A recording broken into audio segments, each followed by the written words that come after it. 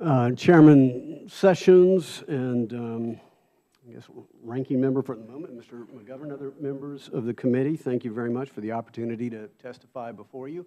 Also, thank you for serving on the Rules Committee, whether you volunteered or were drafted. We appreciate your service. I'm very grateful. I was not drafted myself, but thank you for your service. A very thankless job.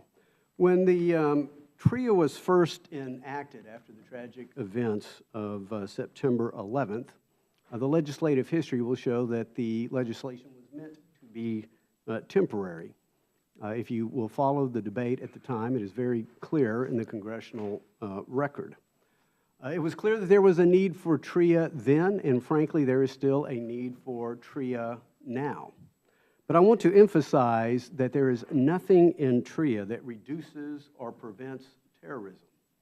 I wish there were, but it is not. That is more the business of our Homeland Security Committee, our Intelligence Committee, our Armed Services Committee, and prevention is what is most important. TRIA simply reallocates cost after the fact and reallocates them from insurance companies and policyholders and shares that risk instead with taxpayers. So 13 years later, the temporary program has been renewed twice. So taxpayers continue to be on the hook. Many on the House side thought that the Senate TRIA extension bill would have essentially extended the status quo yet again.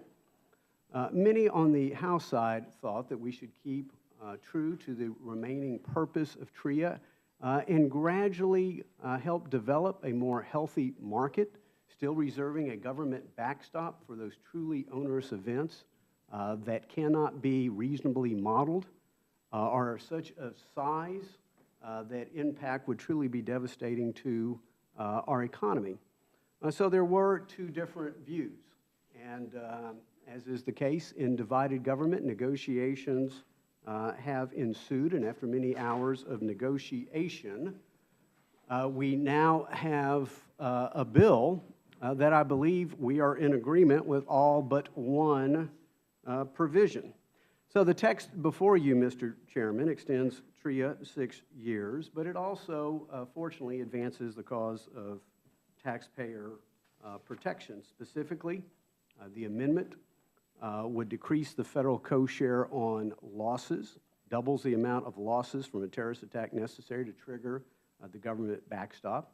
In the first time in the program's history, these reforms would also ensure that taxpayers are actually compensated for the use of their hard-earned dollars. It might be an uncommon concept on Wall Street or in Washington, but it's a fairly common sense provision for all who are on Main Street. And very importantly, Mr. Chairman, this bill would clarify that Main Street businesses, particularly farmers and ranchers, manufacturers who had nothing to do with the 2008 financial crisis, will no longer be subject to a onerous misinterpretation of the language of Dodd-Frank, language that both then Chairman Frank and then Chairman Dodd and current ranking members Waters have said is a mistake. The language that is included in this amendment will provide a very technical clarification to what we call the end-user provision. And for those who are unacquainted with it, it is perhaps the most expensive and unnecessary regulation that Americans have not heard of.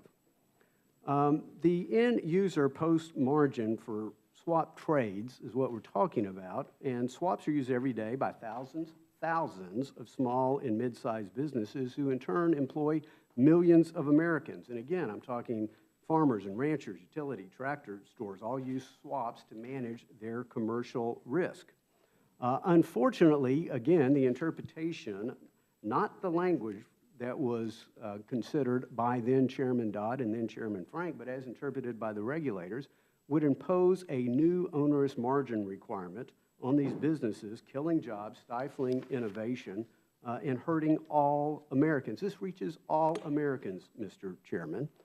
And so, again, this is not a Dodd-Frank fix. I wish it was. There are so many problems, but that is not the provision today.